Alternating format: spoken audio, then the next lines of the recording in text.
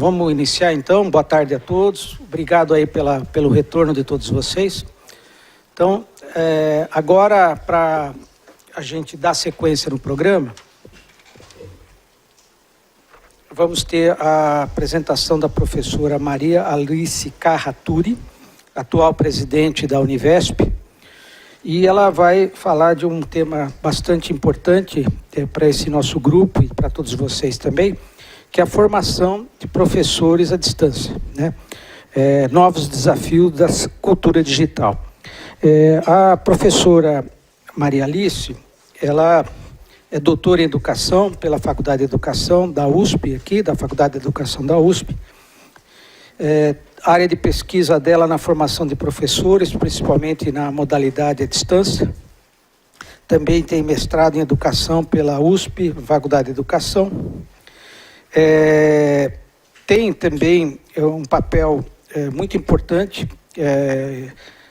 Em 2010 eu tive o prazer de poder trabalhar com ela, que é a primeira experiência da USP no ensino híbrido, né, que seria a distância presencial, foi o curso de graduação de ciências, né? Que foi um curso aprovado pelo Conselho Universitário, um curso que começou em 2010, né?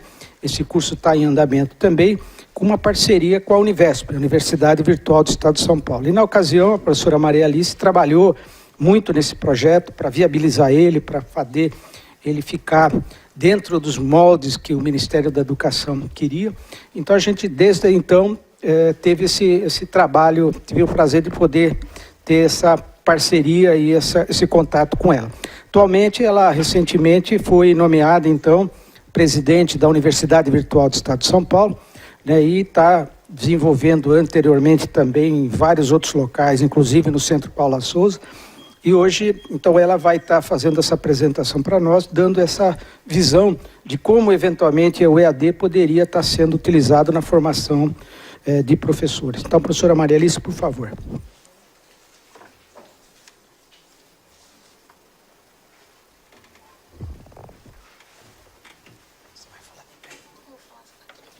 Você quer sentar? Mas fala nesse aqui, que fica mais fácil para efeito de se você quiser ficar lá e aí você...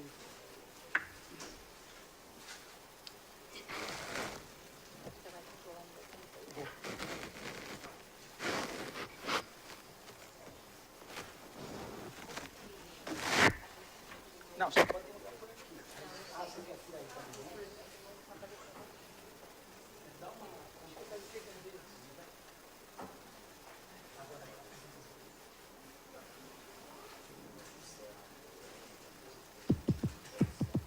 Queria estar atrás.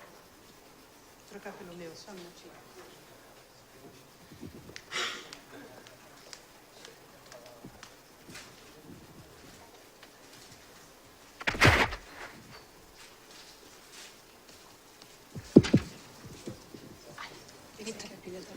Tá. Boa tarde. Nós podemos falar agora, professor Lino? Agora sim. Então tá bom. Vamos lá. Eu preparei aqui o relato de 3 experiências, as quais eu fui gestora da educação à distância em 3 grandes projetos aqui no estado de São Paulo. Um deles foi na Secretaria de Estado da Educação, o outro foi no Centro Paula Souza, que meus colegas estão aqui, Silvana, Rosângela e Rogério. E a Univesp, eu vou falar um pouco da Univesp. Vou fazer algumas análises e algumas conclusões sobre esses cursos de formação de professor, né? Então, como o professor Hélio já adiantou, eu quis trazer essas experiências porque foram implantadas nos últimos 10 anos e são ícones, né, aqui, que ficaram na formação de professores no estado de São Paulo para a educação pública. Então, nós vamos começar com a experiência do Centro Paula Souza, falando sobre um projeto chamado Programa Especial de Formação Pedagógica para Professores da Educação Técnica de Nível Médio. ela foi baseada numa regulação que já não existe mais, ela foi revogada, que era 297, e o decreto de EAD, que era o 5622/2005, e a deliberação do Conselho Estadual 1099. Então, ele tinha era um programa de 540 horas, como manda a deliberação, a resolução 297, de 240 horas práticas e 300 horas, teórica e 300 de prática. Era um programa que foi subsidiado pela UMEC, pelo Brasil Profissionalizado, no programa da CETEC, certo? A Silvana continua na coordenação desse programa. Então, o objetivo era fazer justamente a formação pedagógica para quem era bacharel e tecnólogo. Posso falar sentada? Vamos ver se fica melhor, senão daqui a pouco eu já levanto. Então, o programa era para a formação de bacharéis e tecnólogo, para a formação pedagógica, porque no Centro Paula Souza, o professor, ele pode ser bacharel, pode ser tecnólogo e pode ser licenciado. O licenciado tem pontuação melhor na atribuição de aulas, então esse é um grande interesse dos professores em realizar esse curso. E a certificação é aquela certificação que equivale à licenciatura plena, só que pelo Centro Paula Souza só trabalhar com educação técnica, então só para disciplinas técnicas, segundo a formação inicial desse professor. O modelo era de 80% à distância e 20% presenciais. E aí o perfil da turma, né, que foi a turma de 2016, tinha uma faixa etária média de 35 anos, 50% 35 anos, 50% acima disso, e 70% tem até 5 anos de experiência, ou seja, eram professores ingressantes naquele momento. Sobre a carga horária semanal de trabalho, a maioria trabalha entre 20 e 44 horas semanais, e todos eles tinham familiaridade com computador, com uso de tecnologia. O equipamento que mais acessa é o desktop ou notebook. A frequência de acesso à internet é praticamente diária. O tempo que ele tem destinado aos estudos em educação à distância são no final de semana, né? São os sábados e domingos, principalmente no sábado. E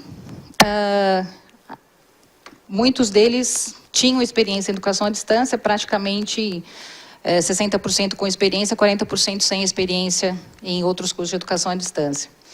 Quais foram as expectativas destes professores alunos?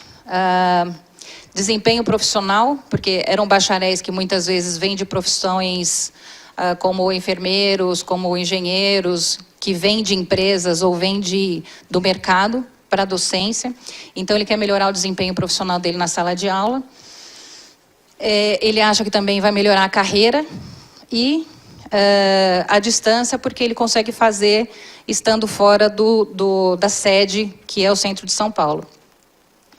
Na avaliação inicial que nós fizemos à época foi que o ambiente virtual se apresentava fácil e prático, organizado, e era possível entender o funcionamento do ambiente virtual de aprendizagem. É interessante fazer um parênteses aqui, que quando eu cheguei no Centro Paula Souza, a educação à distância lá era um ambiente virtual de aprendizagem e PDF. Né, Silvana?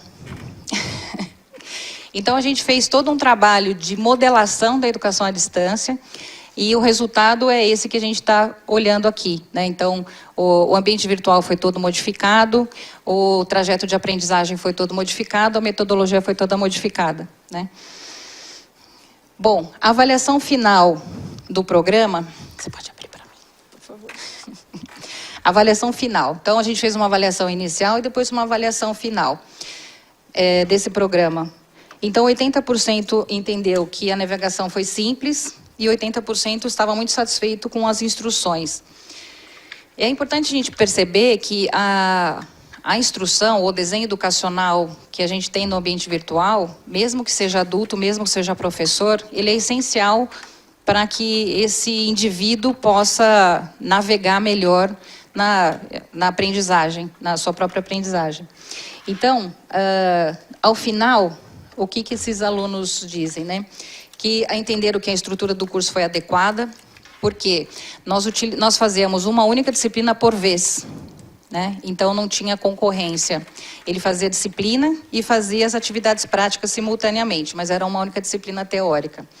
Então 90% entendeu que foi adequado e 94% entendeu que o conteúdo foi relevante para a sua formação. Até porque todos eles eram bacharéis e tecnólogos e a gente estava fazendo a formação pedagógica. Então eram conhecimentos diferentes daqueles que eles tinham, né? E que eles entenderam que foram importantes para a formação docente. Com relação à participação no AVA, isso é bem interessante, né? Que aí a gente passa para autoavaliação.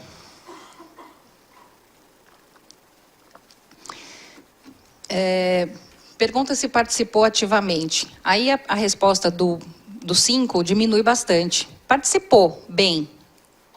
E quando a gente pergunta, bom, de uma forma geral, você entregou o melhor possível. Aí também cai bastante, né? Então, ou seja, eu podia ter feito melhor. Então, ao final do curso, a autoavaliação é sempre essa. Eu podia ter feito melhor. E o que era importante no Centro Paula Souza e para esta formação era se teve ou não impacto na docência na sala de aula. Então, 93% diz que houve essa aprendizagem significativa, ou seja, aquilo que foi ensinado era aquilo que ele precisava, aquilo que fez sentido, e 93% diz que sim, teve impacto na docência na sala de aula. Então, algumas conclusões deste projeto. Então, a gente percebeu que o ambiente virtual estático e que sem desenho educacional, ele é um pouco atraente. Nós tivemos pouquíssima evasão nesse curso, fizemos um AVA o mais intuitivo possível, fizemos um trajeto de aprendizagem em que o professor sabia como começava cada uma das aulas, tinha uma sequência, e ele sabia o que ia ser pedido, tinha um calendário. Os conteúdos foram simples, a gente costuma dizer, é possível ensinar coisas difíceis de forma fácil. E é fácil ensinar coisas difíceis de forma difícil. Então, na educação à distância, a gente gosta de trabalhar com coisas difíceis, sendo de forma simples e significativa. E a gente entendeu também que a quantidade não significa qualidade, que a quantidade de textos e a quantidade de atividades tinham que ser adequado ao tempo que esse professor tem de dedicação. E esses textos, essas atividades têm que ser significativas e relacionadas à sua prática. Bom, aí nós vamos começar com o segundo projeto de formação docente, que foi pela Secretaria de Estado da Educação, que foi um programa chamado Rede4. Esse Rede4, eu fui a gestora dele na Secretaria de Estado da Educação, depois eu vim para a USP, na educação à distância aqui, em função desse projeto, depois fui para a licenciatura, né, em ciências. Esse programa chamado Rede de Formação Docente, ele foi uma parceria entre a USP, Unesp, Unicamp e Secretaria de Educação, e foi também objeto da minha pesquisa de doutorado, porque é bem interessante quando você está na posição de gestor público e depois quando você sai dela e você vai para uma posição, para um olhar de pesquisador, né? Então, enquanto você está na gestão pública, você tem a ideia de que o projeto vai dar certo, né? E você tem toda uma ideia de que nada vai ter falha, vai ser o projeto da vida, né? É o projeto que vai mudar a educação de São Paulo. E depois, na operação dele, a gente percebeu que não foi bem assim. E aí, na universidade, eu venho neste outro olhar, porque, como gestora, eu queria olhar agora o micro, né? Que é a subjetividade docente. Que subjetividade está sendo acionada nesses cursos de formação docente. E foi isso que eu fui pesquisar, né? Então, eu fiz análise de um curso específico, que foi para gestores escolares, feito aqui pela Faculdade de Educação da USP, e eu fui olhar detalhadamente que parte da educação à distância é que aciona essas subjetividades.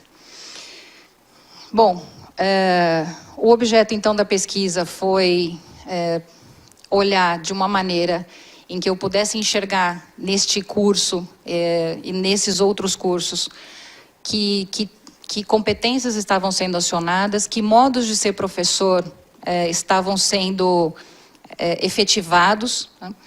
E aí, por isso, eu fui olhar especificamente esse programa de formação de diretores de escola.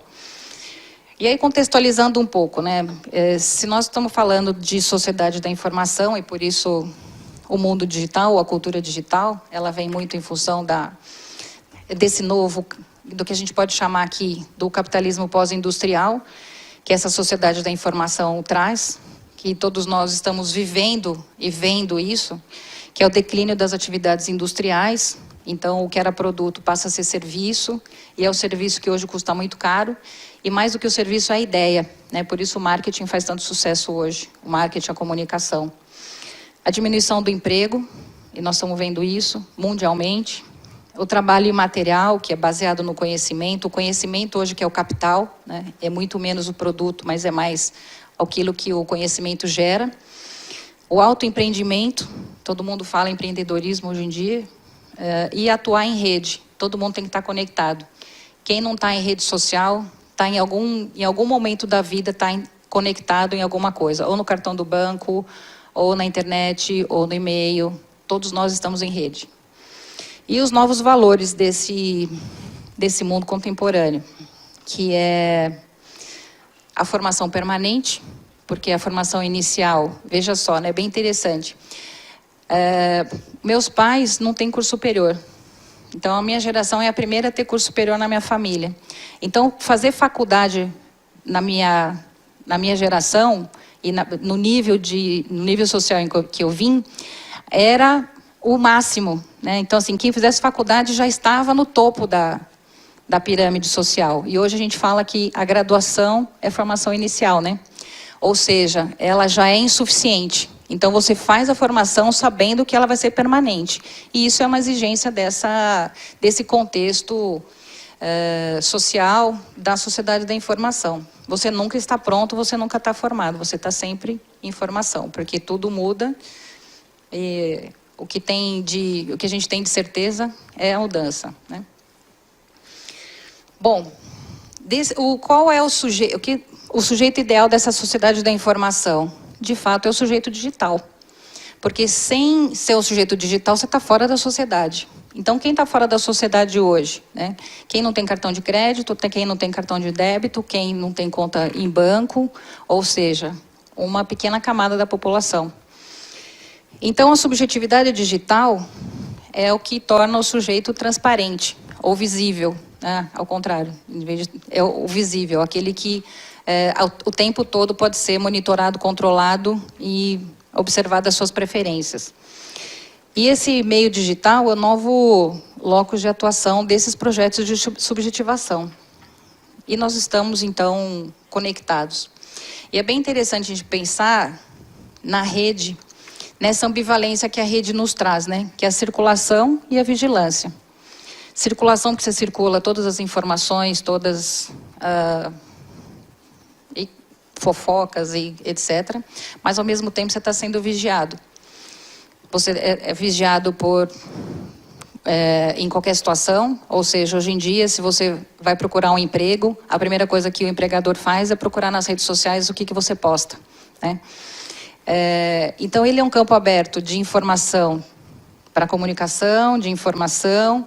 Também ele é informação para mercado e para provedor. Não é à toa que quando a gente procura qualquer coisa no Google, vem do lado várias opções de sugestão de compra, né?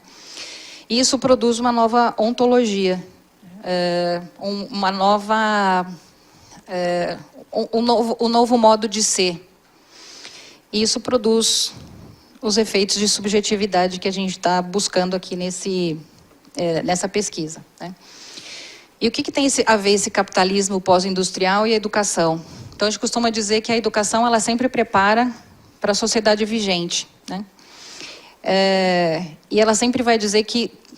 Então, se a gente for olhar, né, nas revoluções, na industrial, na primeira Revolução Industrial, na segunda Revolução Industrial, que tipo de sujeito a sociedade solicitava, né?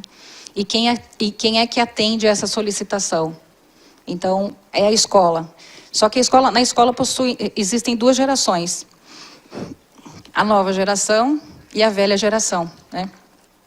A nova geração, como já foi dito aqui hoje, ela é muito mais afeita hoje à sociedade da informação, à cultura digital, do que o mundo adulto. O mundo adulto vem do mundo analógico. Então, quem que eu preciso, de alguma maneira, tornar um sujeito digital? Não é a nova geração, mas sim a velha geração escolar, que são os professores. Por isso a gente fala, então, da formação de professores desse mundo digital por meio digital. Então, é aqui que a gente vai dizer que a formação do professor, pela educação à distância, que é através de tecnologia, ele vai tornar esse sujeito digital para essa sociedade contemporânea. E assim ele vai poder formar ou estar nessa sociedade digital. E enquanto eu estava na secretaria, foi criada a Escola de Formação de Professores, que chama-se Paulo Renato, foi ele que criou. E o que a gente pode perceber, também do lado de fora, né? Quando a gente está dentro, a gente não tem esse olhar. É que é uma escola de formação de professor que ela tem os mesmos valores, as mesmas missões de qualquer outra universidade corporativa do mundo corporativo, né? E que utiliza basicamente da educação à distância para a formação de professores.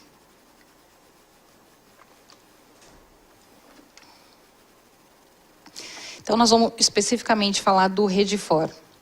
Na Secretaria de Estado da Educação, antes do Redifor e antes dessa tecnologia chegar lá, a formação era feita. Então, existia uma política pública definida pela gestão da Secretaria de Estado. Eram usados os mediadores sêniores, que eram chamados de PCOPs, que ficam nas diretorias de ensino, nas 91 diretorias de ensino, né, professor? Professor que é do Estado aqui, não é isso? Então, o PCOP, ele era um de cada área de conhecimento. Então, era de química, de física, biologia e assim por diante. Cada um desses PCOPs, eles tinham um grupo que eles tinham que fazer formação, juntar na diretoria de ensino os professores da área por escola. Então, eram chamados mediadores multiplicadores, que chamava um professor por escola, e esse professor por escola voltava para a escola e fazia a formação na escola. Então, era uma rede de mediadores. Quando surgiu o Redifor, a ideia era de não ter mais essas intermediações, porque a gente diz que é um telefone sem fio, né? Então, a política pública passa da gestão, passa para os mediadores sêniores, os mediadores sêniores passam para o mediador médio e depois chega na escola. Ou seja, o telefone sem fio, né, não chega na sala de aula. E nós entendemos à época que, pela educação à distância, nós conseguiríamos atingir todo mundo simultaneamente com a mesma mensagem. Então, diminuíram as camadas de mediação, né? O Redifor, então, foi um projeto para 16 cursos de especialização lato sensu, com a USP, a Unesp e a Unicamp, cada uma ficou com 5 cursos, a USP ficou com 6. A ideia é que fosse trabalhada a epistemologia da disciplina e a metodologia por meio de tecnologias da informação e comunicação, trabalhar sempre com grupo escola e sinergia entre os papéis de formador. Tanto que vocês olham a rede aqui, então tem universidade e secretaria trabalhando juntos. A ideia era que os supervisores fossem os orientadores dos diretores de escola, os diretores e os coordenadores pedagógicos fossem os formadores na escola. Então, de fato, fazer essa rede de formação em que cada um tivesse seu papel de formação, orientado, então, pela universidade e pela Secretaria de Estado da Educação. E aí, dos 16 cursos, eu fui olhar um especificamente, mas eu já tinha olhado alguns outros, eles não mudam tanto assim, né? Quais foram as competências que estavam postas lá para esse gestor de escola? Conhecer o currículo, que era essencial e novo na rede, Gerir o tempo, o espaço, o currículo na escola, dominar e utilizar as TIC. Então, vocês vejam que essas eram todas competências, são competências exigidas pela sociedade da informação e que também estão na Secretaria de Educação, estão no currículo e assim por diante. Então, promover a formação continuada e o autodesenvolvimento profissional. Quando a gente for olhar, então, o conteúdo e as atividades, o que a gente percebeu, né?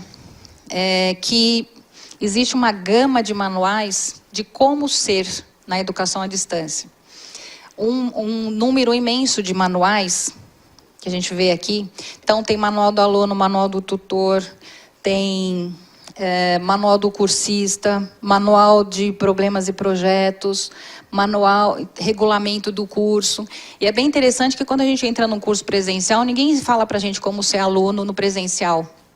Mas como ser aluno na educação à distância, a gente tem um modo de ser. E por isso está exposto nesses manuais. Tem a netiqueta, que é a ética da rede, como você se comportar na rede. Tem as atividades que engendram esse devir de sujeito digital, né?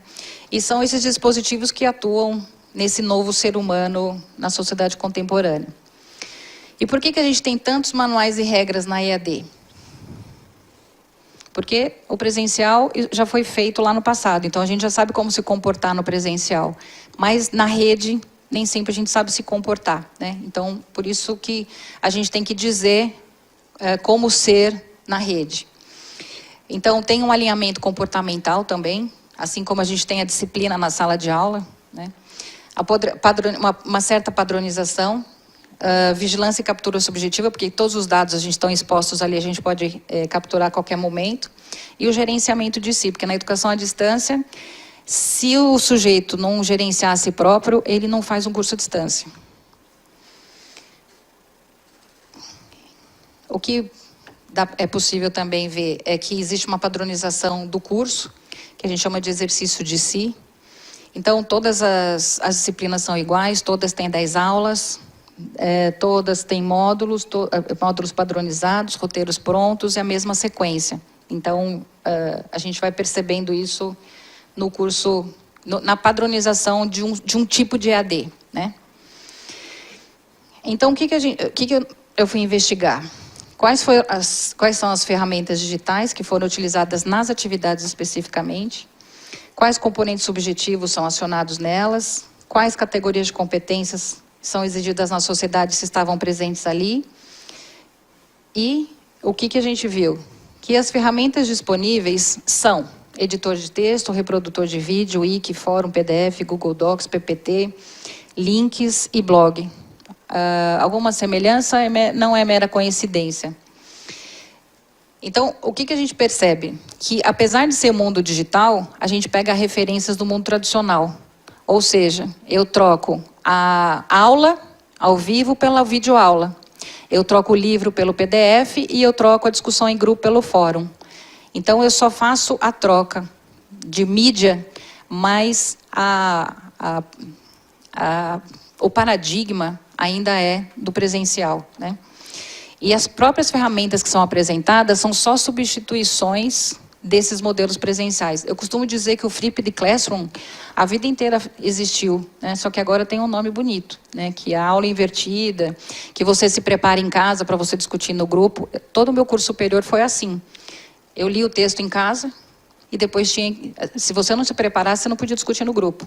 Aí discutia no grupo, apresentava uma síntese e essa era disciplina por disciplina, aula por aula, etc.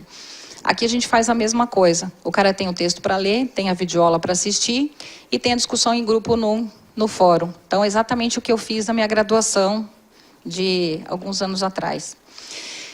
Bom, os componentes subjetivos que foram ativados aqui. O exercício de si, porque eu faço sempre do mesmo, então eu vou me exercitando nesse trabalho. A relação em rede, porque eu tenho fórum e eu tenho atividades em rede. E o cumprimento dessas regras pré-estabelecidas. As competências que foram solicitadas. O empreendimento de si, a flexibilidade, a colaboração, a autonomia e ser digitalizado. E aí eu queria chamar a atenção, né? Quando a gente fala do fórum, existe essa coisa da discussão em grupo, mas existe também uma confusão um pouco com o que é o fórum. O fórum é acadêmico ou o fórum é o bate-papo, né? E aí eu retirei alguns exemplos dizendo o que uma pessoa, professor, né, uma professora contava e a outra então respondia. Então uma conta o caso da sua escola, a outra conta, e na minha escola então? Aconteceu isso e aquilo. E a outra, aí na minha então? Nossa, aconteceu aquilo. Então é um falar de si, né, e que a gente percebe que não existe nenhuma relação do diálogo no fórum com nenhum conteúdo que foi trabalhado nas disciplinas. É só um falar de si, e sem ouvido. Porque uma não ouviu o que a outra disse, ouviu no sentido não assimilou. Cada um quis falar do seu problema. E ninguém comentou o problema do outro, ou o que o outro postou, né? Isso é muito comum nos fóruns, a gente percebeu isso também na formação de professor. E muitos ainda entendem o ambiente virtual como uma rede social. E aí respondem, por exemplo, com kkkk, você com VC, KD com KD, né, ID. Então não tem isso como uma ferramenta de estudo. Ele tem, de fato, como uma rede social e se comporta como. Bom, aí eu recorri a uma pessoa bastante conhecida nesse mundo digital, que é o Pierre Levy, que ele fala das habilidades para se viver em rede. Porque nós hoje estamos em rede, queremos nós ou não, estamos em rede. Então tem duas coisas que ele fala, da consciência de rede e do pensamento crítico. Consciência de rede é a responsabilidade pela modificação da memória, que ele chama de inteligência coletiva. Há um tempo atrás, a nossa memória estava em livros. Nós recorríamos a livros para saber o que tinha acontecido no passado. As próximas gerações, a atual e as novas gerações, elas vão recorrer muito mais ao que está disponível na rede do que vai estar em livros. Então, a modificação dessa memória é nossa responsabilidade. Então, tudo que eu posto, curto, compartilho, eu estou fazendo a modificação dessa memória, do que vai ficar. Então, isso é o que ele chama de consciência de rede. Que eu preciso saber da minha responsabilidade nesse meio digital. E o pensamento crítico, que é avaliar, selecionar, filtrar e saber quem postou. E não é à toa que estão esses fake news, né? Que estão sendo muito comentados, muito falados, e a gente lê o título e já compartilha, né? E sem nos preocuparmos se é uma fonte fidedigna, quem é que postou, porque muitas delas nem têm assinatura, e a gente vai então modificando essa inteligência coletiva sem perceber e sem a responsabilidade de participar dessa rede. E ele fala que os 3 pecados da consciência de rede: ignorância, redundância e irrelevância, né? E isso a gente percebe também muito nos fóruns de educação à distância. Essas 3 coisas: a ignorância, a redundância e a irrelevância. Bom, que conclusões a gente pode chegar nesse trabalho? São, nas atividades dos cursos, muito mais do que em conteúdos, é que essa experiência subjetiva se efetiva. Ou seja, é no exercício e não no conteúdo em si, né? Os componentes subjetivos são os mesmos da sociedade da informação. Aquilo que é requerido na sociedade da informação é requerido aqui no curso à distância. E é um campo ambíguo, bem interessante. Porque do mesmo jeito que quando eu falo de ferramentas digitais, eu utilizo de forma tradicional, como ferramentas tradicionais. Tem um disciplinamento e esvaziamento de conteúdo. Tanto é que os fóruns, a gente percebe que as pessoas não leram o conteúdo. Ou aquele conteúdo não foi nada significante para ele utilizar algum conhecimento novo naquilo que ele comenta. E essa inteligência coletiva versus a narrativa do eu, que o fórum é um pouco isso, o Facebook é muito disso, e as redes sociais são usadas para isso, né? As atividades são padronizadas e elas deixam poucas linhas, poucas possibilidades de novas subjetividades. As subjetividades, então, elas são já fixadas. Então, é interessante que, discursivamente, a gente diz que a gente torna o sujeito digital, mas a gente usa ferramentas e paradigmas tradicionais. Então, funciona, mas não tanto, né? E, por último, nesses próximos 10 minutos, eu vou falar da nova experiência da Univesp. Como o professor Hélio disse, eu assumi a presidência da Univesp em janeiro, e temos lá como premissa o incentivo de uso de tecnologias, o conhecimento como bem público. A Univesp é a 4ª universidade pública do Estado de São Paulo, ela tem dotação orçamentária do governo do Estado, e o conhecimento como bem público, porque tudo que nós produzimos de videoaulas e de objetos de aprendizagem estão disponíveis e gratuitos para qualquer pessoa acessar. E aprendizagem por meio de tecnologias ativas. A Univesp, ela começa em 2009 como um programa, por isso que ela fomentou um curso de licenciatura em Ciências na USP e Pedagogia na Unesp. Em 2012, ela se transforma numa fundação universidade. Em 2013, ela se credencia no Conselho Estadual e se vincula ao sistema UAB. Em 2014, começa a oferecer os primeiros cursos de graduação, 2 engenharias e 4 licenciaturas.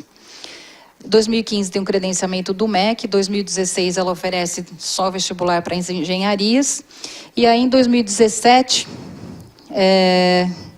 além da engenharia de produção e computação, nós temos, então, como formação de professor, licenciatura em matemática, física, química, biologia. Lançamos pedagogia agora em agosto. E o ano que vem vamos lançar o tecnólogo em gestão pública com o Centro Paula Souza. Então, essa gestão de 2017, quando eu assumi a Univesp, ela tinha 2.100 alunos, em 25 cidades, 45 polos, 50 colaboradores. E esse foi o crescimento em um semestre da Univesp. Nós somos para 18.000 alunos, em 63 cidades, 100 polos e 400 colaboradores. Esse vestibular foi o único vestibular que eu estava à frente. Foi em julho, e para nossa surpresa, nós tivemos 170.000 intenções de inscrição, ou seja, 170.000 pessoas se cadastraram no site, 78.500 pagaram o boleto, 66.000 fizeram a prova e 16.600 foram aprovados. Nós tivemos uma média no estado de pelo menos 5 candidatos vaga. Pedagogia, um curso que teve uma média no estado de 10 candidatos vaga. O perfil desse candidato, 85% é de escola pública, então tem essas características todas que tem aí, são alunos mais velhos, que é o aluno perfil mesmo da educação à distância. Então ele é de baixa renda, ele é responsável pela renda familiar, não faria outro curso se não fosse presencialmente, porque são praticamente todos trabalhadores, e 50% os pais não têm até ensino fundamental completo. E 50% já tem curso superior, está redirecionando a carreira. Hoje nós temos 100 polos aí em todas as macro-regiões do estado. E nós criamos um novo modelo. Esse modelo de educação online, muito pautado nos padrões das IES internacionais. A nossa expertise é em EAD exclusivamente. Então, é a primeira universidade pública do Brasil a ser exclusivamente em educação à distância. E temos parceria com as 3 universidades paulistas e o Centro Paula Souza, para a oferta das disciplinas, para pesquisas, programas. Então, a gente entende que tem os melhores professores, isso significa que a gente tem o melhor material. E as atividades mais interativas. O convênio com as universidades pressupõe mobilidade virtual, ou seja, um aluno da Univesp pode fazer uma disciplina presencial em qualquer uma das 3, e qualquer aluno das 3 pode fazer alguma disciplina virtual e ser convalidado o crédito. O compartilhamento de infraestrutura física, porque nós somos virtuais, então o compartilhamento das bibliotecas e laboratórios, etc. E o que nós estamos preparando também são disciplinas à distância com oferta compartilhada, ou seja, eu estou preparando 3 disciplinas que serão ofertadas na Faculdade de Educação da USP. Assim que elas estiverem prontas, qualquer uma das outras universidades também pode usar. Então, tudo que é produzido na Univesp é disponibilizado para qualquer uma das universidades. E auxílio as IES com soluções de EAD. Por exemplo, ó, falta um professor na Ilha Solteira de Direito na Faculdade de Engenharia.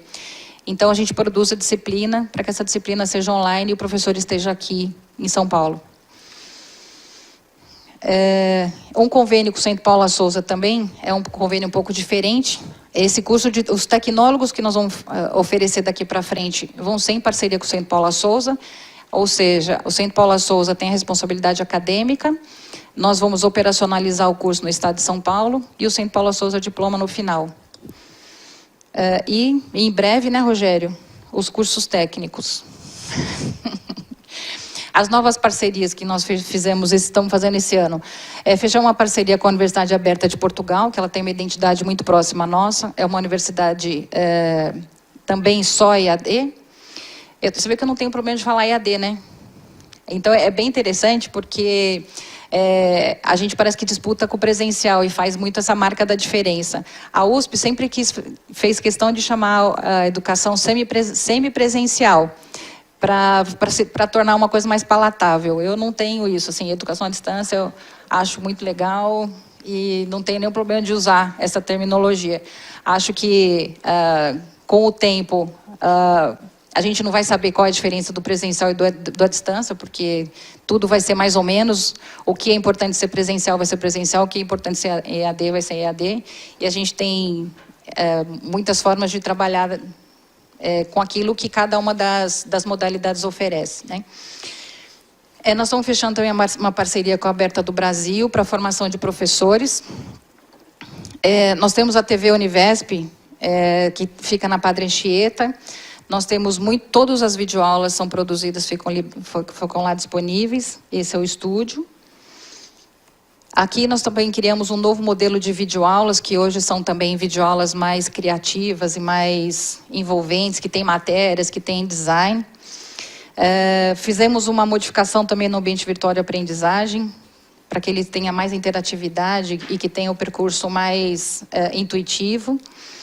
Estamos desenvolvendo recursos educacionais, também interativos, para que esse aluno tenha mais navegação, porque a gente acha que adulto não gosta, mas é muito chato você ficar diante de na internet sem ter movimentação, né? Sem ter nenhuma interatividade com ela. Então, esse meio é o meio de interação, né? As licenciaturas de pedagogia, elas têm um tronco comum de 4 semestres e tem a formação específica em os outros 4 semestres.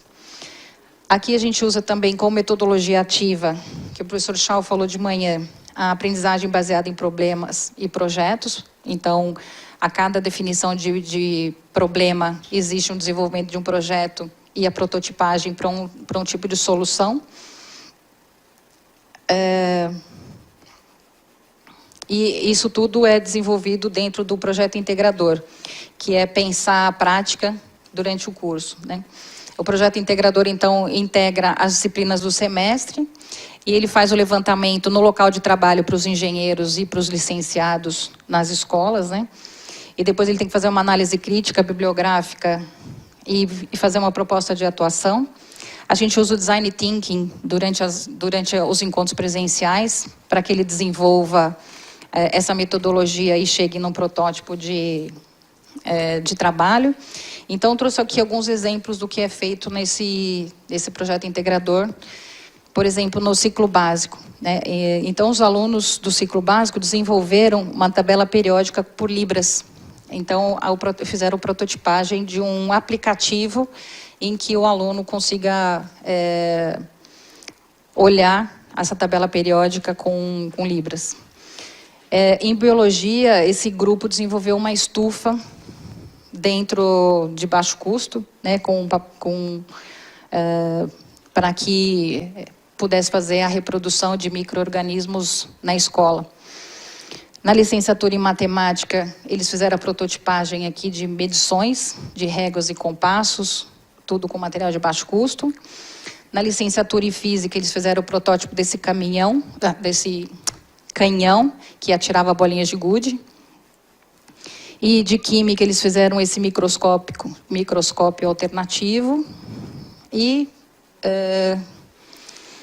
para 2018, nós temos mais 150 polos que serão abertos, mais 30 mil alunos que virão, mais cursos, mais parcerias, vão ter uma nova sede e uso de novas tecnologias. A gente está buscando hoje acoplar ao nosso ambiente virtual inteligência artificial, machine learning e todas as facilidades que essa tecnologia pode nos dar eficiência no atendimento ao aluno. Os novos cursos ainda para 2018, a gente vai criar um novo tecnólogo em Big Data. Essa pós-graduação em Educação Digital com a Aberta de Portugal, 50% do curso vai ser nosso, 50% da Aberta de Portugal.